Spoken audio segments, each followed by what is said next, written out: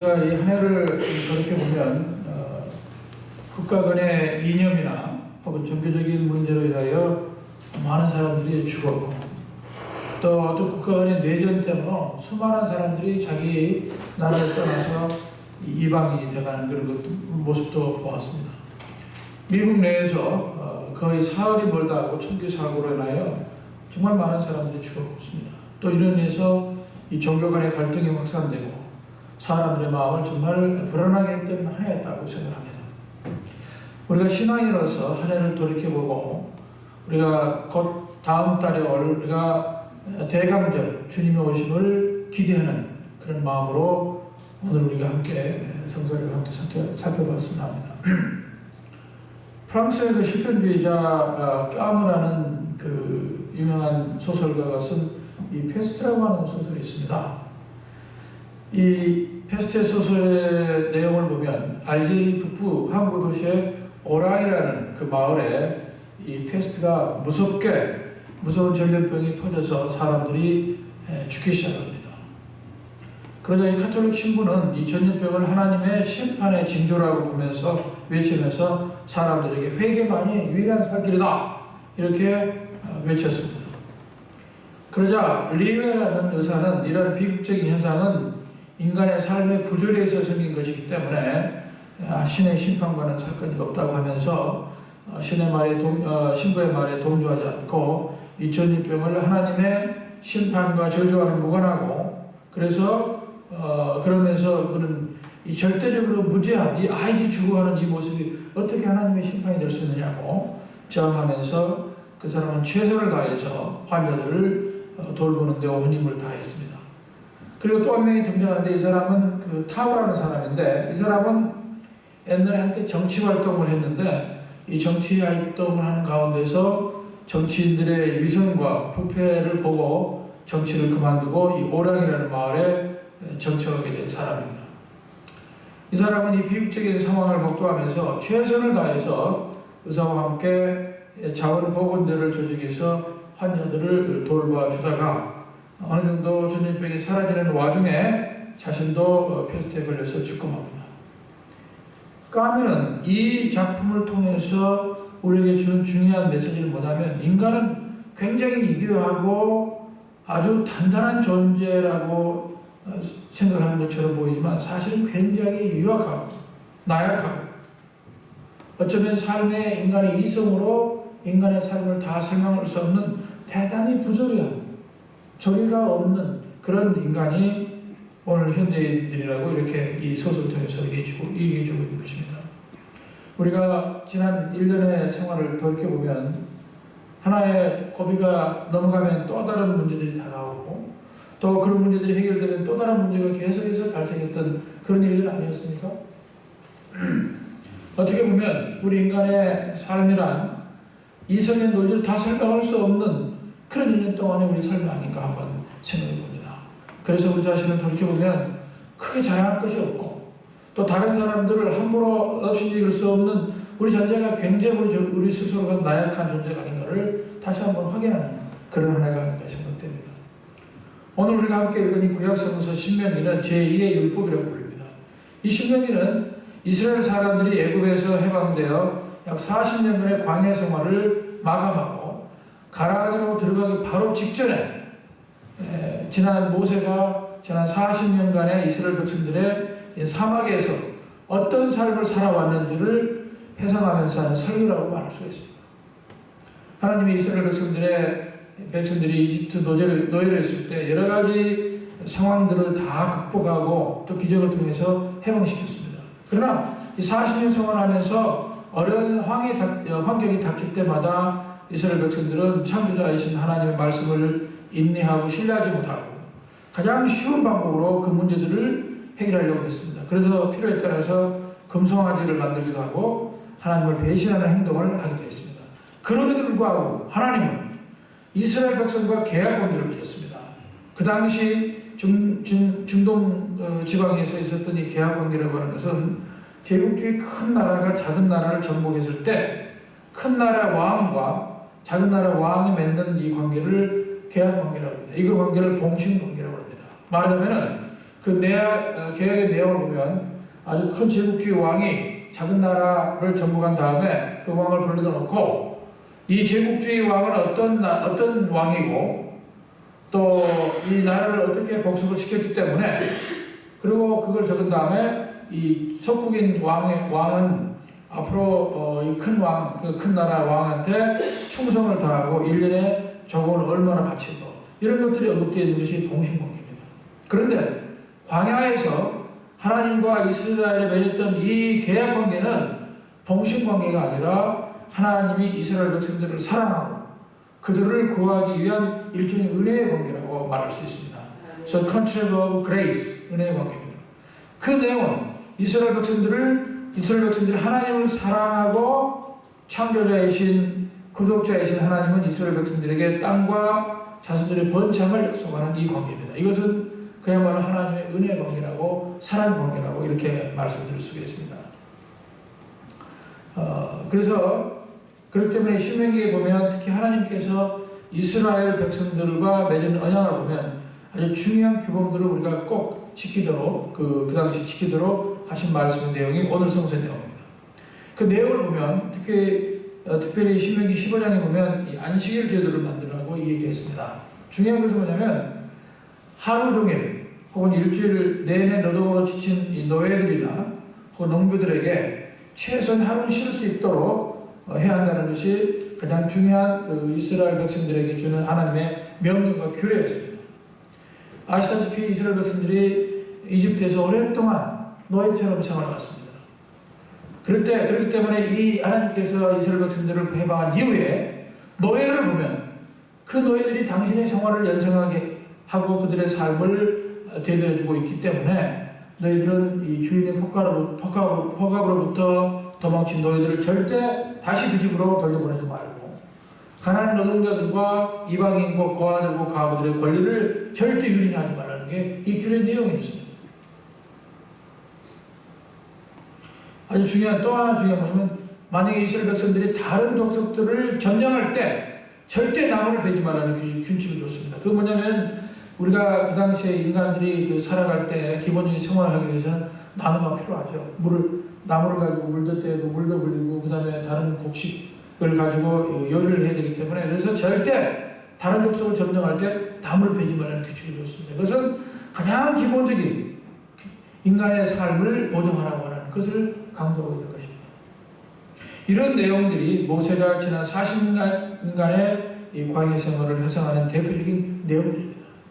말하자면 신명기에서 모세가 광야 생활을 하나님의 신앙의 관점에서 성찰해 본 내용들을 단순히 개인적인 삶의 성찰보다는 구조적인 문제들 혹은 공동체가 지향해야 될 그 내용에 초점을 두고 있다는 것을 알 수가 있습니다.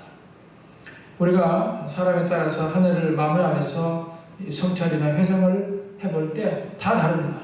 어떤 사람은 경제적으로 어려운 사람이 있을 때 정말 순간순간 어려운 한 1년이 있음을 우리가 고백할 수 있고요. 어떤 사람은 또 사람들과 관계가 불편해서 지난 한 해 동안을 성찰해보면 너무 고통스러운 또 한 해일 수 있습니다. 그런가 하면 또 어떤 사람은 이 공동체의 구조적인 관점에 의해서 구조적인 차원에서 정립지 못한 그런 일로 인하여 고통을 얻는 사람들이 있습니다. 그러나 우리 기독교인들은 이 신명기의 성서를 통해서 우리에게 기억을 꼭 성찰하는 뭐냐면 하나님의 형상을 닮은 인간들의 이 권익과 가치에 대한 문제에 중점을 두면서 우리가 우리의 삶을 성찰하고 할 것입니다. 제가 얼마 전에 읽은 그 프랑스 파농의 자서전을 하나 읽었는데요. 저는 그 파농의 자서전을 읽으면서 굉장히 부끄러움을 많이 느꼈습니다. 파농이라는 사람은 프랑스에서 1925년에 태어났습니다.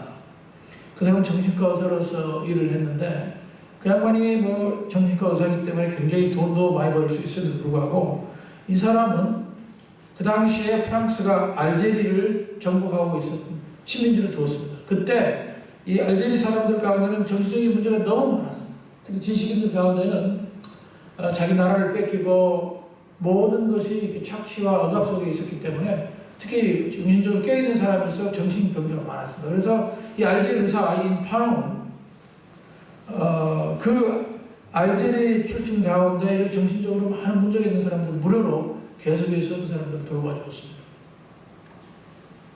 그런데 그 당시 아까도 말씀한 것처럼 이 프랑스가 알제리를 강제로 점령하고 있었기 때문에 그 알제리 사람들, 지식인들 가운데는 저항운동들이 많이 벌어졌습니다. 프랑스에 대해서. 그래서 이 사람이 파농이 알제리 사람들을 치료하다가 도저히 개인적 치료를 가지고는 이 사람들을 참된 해방을 가질 수 없다고 생각해서 이 사람들이 알제리 프랑스 사람에도 불구하고 알제리의 저항운동권에 들어가서 자기 나라의 프랑스를 향해서 저항운동을 했습니다. 이것은 굉장히 중요한 의미를 가지고 있어요. 그때 프랑스 사람들은 이 사람들을 다 매국노라고 했습니다. 그렇지만 이 사람이 볼 때 그 당시에 비인간적이고 가장 인간다운 삶을 포기했던 것이 프랑스라 생각하고 자기 나라의 프랑스를 향해서 알제리 사람들과 함께 저항운동에 감행했고 심지어는 총기도 들었습니다.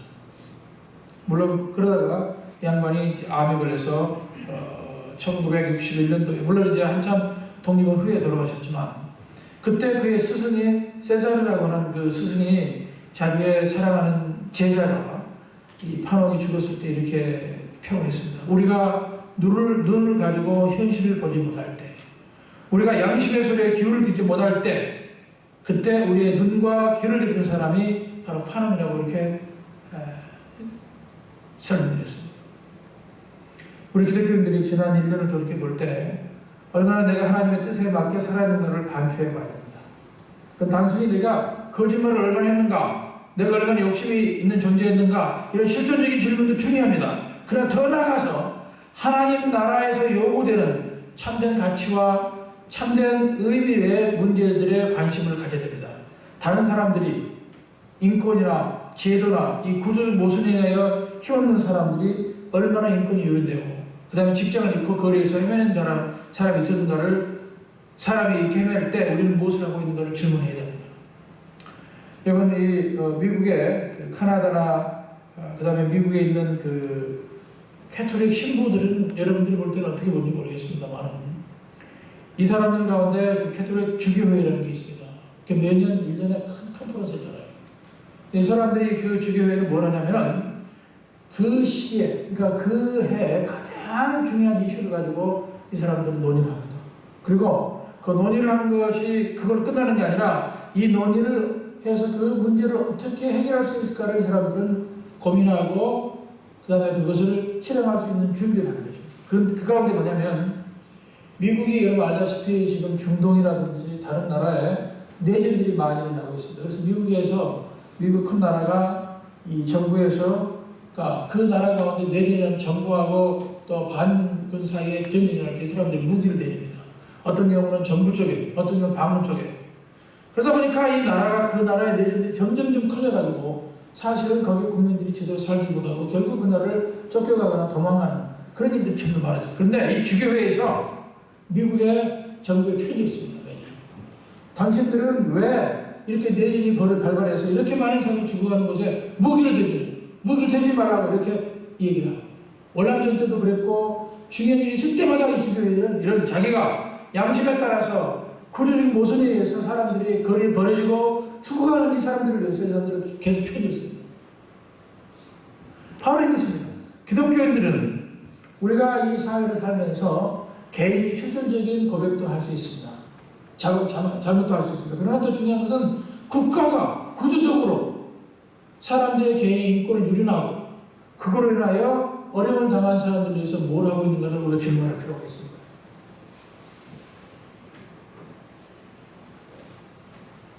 여러분 언브로큰이라는 영화를 보셨는지 모르겠어요. 이 언브로큰은 안젤리나 졸리가 감독을 해서 했는데 이 영화는 실제 주인공은 루스 잔페리라는 사람의 일대기를 영화한 건데요. 이 잔페리 영화의 내용이 뭐냐면은 그 잔페리니가 97세로 돌아가신 분인데 이 사람이 이태리의 이민 2세입니다. 미국에 와서요. 19살 때 미국 와가지고 이 사람이 원래는 육상 선수로 굉장히 이름 있는 사람이 선수였습니다. 근데 그게 2차 세계대전 터지자마자 공군으로 이 사람이 출전해가지고 그런데 그 공군의 비행기를 타고 가다가 그 비행기 정찰기 고장이 나서 태평양 한가운데 떨어집니다. 그래가지고 이 사람이 47일간을 그 배고픔과 상어 때의 위협 속에서 표류하고 그 그런 이후에 47 이후에 일본군이라는 게 잡혀가지고 전쟁 포로 수용소에서 갇혀서 아주 잔인한 고문을 당하고, 그리고 전쟁이 끝나자 2년 동안 있다가 이 사람이 미국으로 다시 돌아왔습니다. 이 사람이 전쟁 영웅으로 돌아왔을 때는 거의 폐위되어 버립니다. 전쟁에 트라우마 이 속에서 악몽 때문에 계속 술을 먹고, 그래서 정상적인 생활을 할 수 없을 정도로 굉장히 힘든 그런 나날을 보냅니다. 그러다가 이 양반이 이제 자기 부인의 권유에서 1949년도 그 아주 큰 이제 기독교 집회가 이 부흥 집회가 있는 곳에 참여합니다. 참여하고 나서 그때 이분이 상당히 많은 각성을 하게 됩니다. 그래서 폐인 같은 생활을 정리를 하고, 그리고 나서 이분이 1년 동안 1년 후에 일본에 자기가 수용됐던 그 수용소에 전범 감옥소에 일했던 그때 간수들을 찾기 시작합니다. 그리고 서너 명의 간수를 만납니다. 사실 그동안에 이 간수를 어떻게든 죽이려고 이 사람은 여러 가지 준비를 했던 사람입니다. 근데 이 집회에 참여해서 참된 기독교인으로 거듭나는 과정에서 마음이 바뀝니다. 그리고 이 간수들을 만나가지고 미움이 아니라 연민이 생기기 시작합니다. 이 사람들 용서하겠어요. 이건 굉장히 그 어려운 결단입니다. 이 사람들의 그 미움은, 이분들에 대한 미움이나 그런 그 분노들을 오히려 연민을 바뀌어서 이 사람들을 용서하고 같이 식사하는 시간을 갖습니다.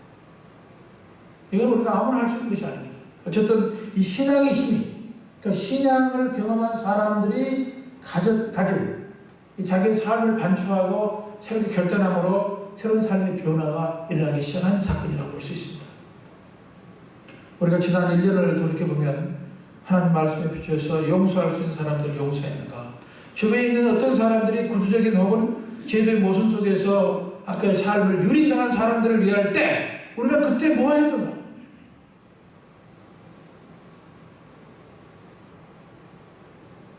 여러분, 미국 워싱턴 DC에 가면 그 스미스 소니안이라는 박물관이 있습니다. 혹시 가본 적이 있는지 모르겠어요. 거기 가면 아주 굉장히 중요한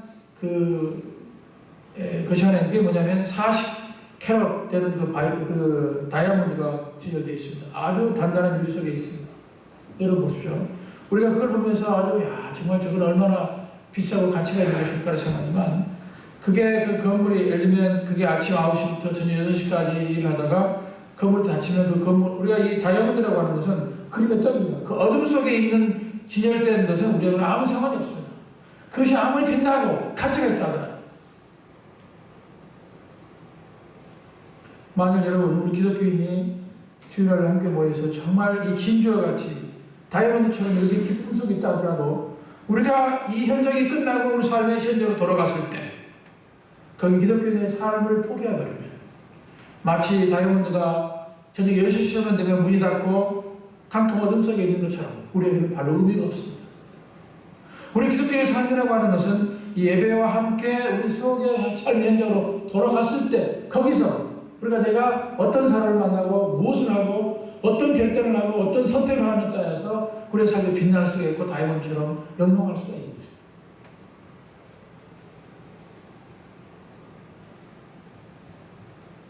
우리가 1년을 보내면서 저도 어떻게 이게 설교를 준비하면서 너무 많은 반성을 했습니다. 정말 부지런하지 못한 남편, 게으른 남편, 우리 아들에게 조금 더 그의 그 아픔을 좀 내가 용서해주고, 더 나아가서 우리 미국 사회가 지금 굉장히 알다시피 이 공화당이 들어서면서 훨씬 더 이민자들에게 포괄적이고, 거기에 대한 반성이 없어요. 저는 한인에 대해서 굉장히 많은 비판합니다. 왜냐하면 이 좀 선거 때가 되면 공화당 이 후보자나 민주당 후보들을 좀 추천해서 불러서 이 사람들 정말 이민자들 어려운 사람들에게 뭘 하려고 하는 정책인지를 좀 물어봤으면 좋겠어요. 그게 없어요. 한국 교회는 관심이 더 없습니다.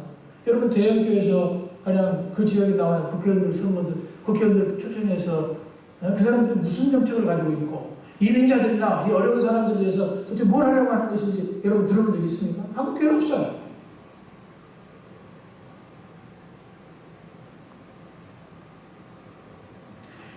모세는 지난 40년 동안 이 광야에서 이스라엘 백성들이 했던 것을 우리가 성찰하면서 그리고 기대를 이렇게 합니다. 너희들은 이스라엘 백성들이 가나안에 들어가면 꼭 해야 할 두 가지를 설명합니다. 하나는 뭐냐? 하나님을 사랑한다. 하나님을 사랑한다고 하나님을 경배하는 것입니다. 이것은 우리 기독교인으로서 포기할 수 없는 기본적인 우리의 파운데이션입니다. 그러니까 그걸 못지않게 이 하나님을 사랑한다고 하는 방식은 반드시 여러 가지가 있어요. 하나님을 사랑한다고 어떻게 생각합니까? 그래서 하나님을 어떻게 증명하죠? 뭐가 중요합니까? 하나님의 뜻에 맞는 사람들을 대할 때, 여러분들이 사람을 대하고 오늘 미국에서 이민 생활하면서 여기서 모순적인 하나님의 뜻에 반하는 것을 극복하려고 노력하고 참여하고 이런 것들이 하나님을 사랑하는 방식입니다. 하나님을 어떻게 사랑합니까? 하나님을 어떻게 공경합니까? 헌금을 많이 하고 새벽기도 열심히 하고 교회 열심히 하는 것도 중요합니다. 그러나 그거 못지않게 우리가 어떤 사람을 사랑하는 것이 훨씬 더 중요합니다. 그것이야말로 하나님을 사랑하는 방식입니다. 우리가 12월달 되면 이제 대강절이 옵니다. 예수 그리스도가 태어나는 것을 우리가 기대하고 있고 또 희망하고 있고 함께 축제를 벌일 겁니다. 그러나 이 희망이라고 하는 것, 기대라고 하는 것 전에 우리는 1년 동안을 어떻게 살아가는가를 한번 생각해 봐야 될 것입니다. 이것이야말로 우리가 진정한 의미에서 예수 그리스도를 사랑하는 방식이고 우리가 하나님을 존중하는 방식입니다. 그거 외에는 하나님을 사랑할 수 있는 방법이 없습니다. 여러분이 여기 병만불을 주면 하나님을 사랑할까요? No. 하나님 어쩌면 어떤 학자가 얘기한 것처럼 하나님은 손발이 없어요. 여러분과 내가 하나님의 손발일 수 있어요.